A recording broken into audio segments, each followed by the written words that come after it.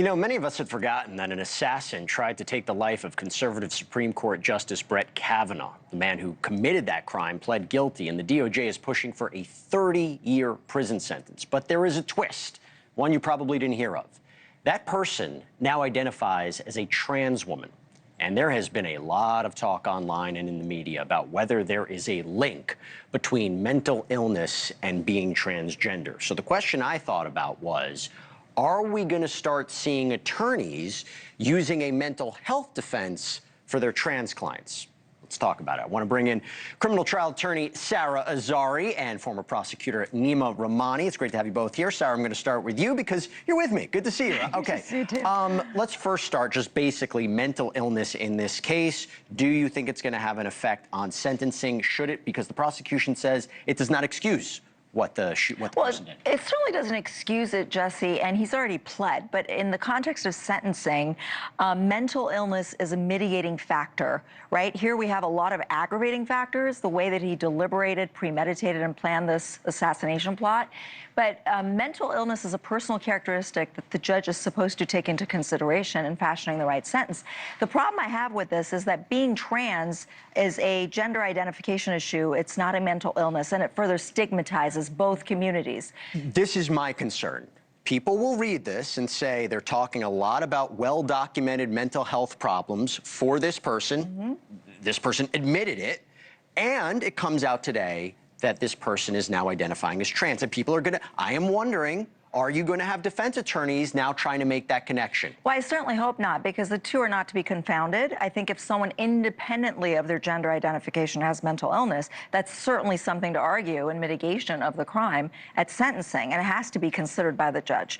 But being trans and just saying, oh, well, this person's trans, so they're mentally ill, that's a terrible insult to the trans community, and it further stigmatizes the mentally ill individuals. That's what you're seeing online, unfortunately. And so, Neama, there's a difference between what you're seeing online, a lot of people saying, but again, it raises this point. Is this now a new paradigm shift? Is this now a new potential legal defense we're going to be seeing? Well, Jesse, we see all sorts of things online, and Sarah's absolutely right. You know, there's the law and there's politics, and here you have a political layer on top of this. The reality is, and look, I like Justice Kavanaugh. I was at the Supreme Court earlier this year, by all accounts.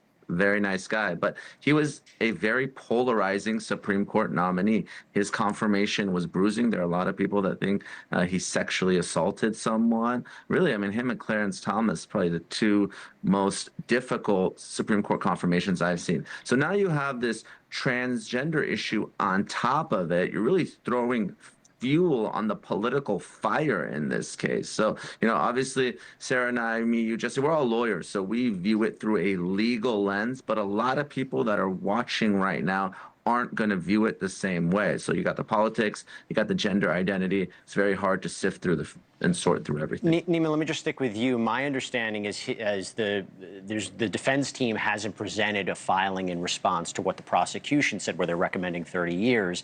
It comes out today that their client wants to be identified as a female. In their filing, asking for leniency, is this identity shift, is the client now being considered transgender, is that going to play a role, a legal role? Is it going to help in any way or hurt in any way? Well, it's going to play a role because the defendant is going to be referred to as Sophie and not Nicholas. So it's going to play some sort of role. But I think the defense is going to focus on the lengthy documented mental health issues dating back to the time that this individual was 19 years old. I mean, he wanted to kill his sister, right? He was talking about suicide leading up to this. Again, I'm a former prosecutor, you know, so you know which way I lean, Jesse, but I know what the defense is going to try to do. They're going to try to shave off some time to try to get this individual less than 30 years. So they're going to throw everything out there. I don't think the gender identity issue is going to really move the ball here, but all the other mental health stuff, that's really all they have here, because it's such a strong case for the prosecution otherwise. And by the way, Sarah, a lot of people don't remember what happened here. If it wasn't for what, a 911 phone call and speaking to a family member, this person who showed up had very concerning items with them. Oh, yeah. This could have been a disaster. What do you think the sentence is going to be? Well, look, the prosecution's asking for 30 years. The guidelines, which, we don't have a statutory mandatory minimum here, but it's a maximum of life. So it's 30 to life under the guidelines. The defense is essentially going to come in and want a variance to go below 30 years. The judge has the absolute power to go below or above the guidelines, up to life. It's totally within the judge's discretion. And obviously, like Neama said, it's the mitigating factors and how much they're going to sway the judge. But I think given the evidence here and how deliberate and planned this plot was, I'm not sure the judge is going to go below the guidelines. The guidelines are advisory, of course. Neama, you mentioned something. Now, I want to go to this. You mentioned Justice Kavanaugh. Now that this has come out, that this person identifies as transgender, the person who almost assassinated him, does Justice Kavanaugh have to recuse himself from any future transgender cases? I mean, what just came out today, that the Supreme Court was asked about passport sex markers for transgender individuals. Does Justice Kavanaugh have to recuse himself from any transgender rights cases? I don't think so, Jesse. I mean, the Supreme Court hears so many cases, and you're talking about obviously one individual case. It was an attempt on his life, but there's not an actual conflict of interest. There's no appearance of impropriety. He hasn't said that he can't be impartial. And the Supreme Court is handling cases that affect everyone and everything, right? Think of all the immigration issues, the women's rights issues. I mean, if this were a basis for recusal. But a transgender person almost assassinated him. Well, but also, listen. Hold on one sec, Sarah. Neama, real quick. Yeah, I mean, look, if it was a person of color, if it was a white man, I mean, what's the difference? The gender identity, in my opinion, doesn't have anything to do with the legal case or the merits of the case. This is an attempted assassin who happens to be transgender. It doesn't matter if they identified as a male, woman, white, black, some other race. Really, I mean, it's not a basis for recusal.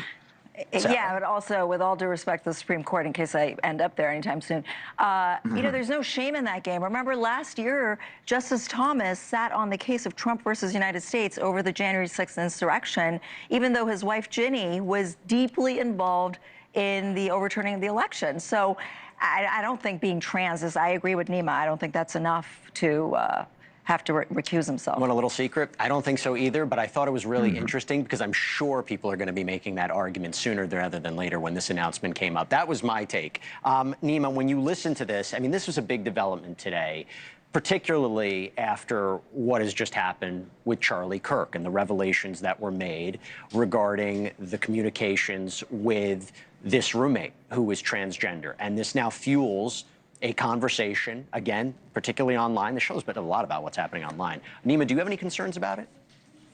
You know, I don't. Obviously, look, the Charlie Kirk case is certainly not going to help this individual's sentence. That's why I think he's likely, or they are likely, going to get 30 years or certainly well over 20 years in this case because of the climate that we're in. But look, the reality is this. There are more people identifying as transgender now. Just from a pure numbers perspective, right? There are going to be more violent crimes committed by transgender people because there's more people identifying as trans. Just like there's a lot more people that have autism right now, right? So we're going to see a lot more crimes committed by people who are on the spectrum. It's purely a numbers game. Again, I don't think there's a direct correlation there. Yeah. I don't think so either, but, interesting point nonetheless. Neama Rahmani, Sarah Zari, good to see you both. Thanks so much. Good to see you. Thanks, everyone.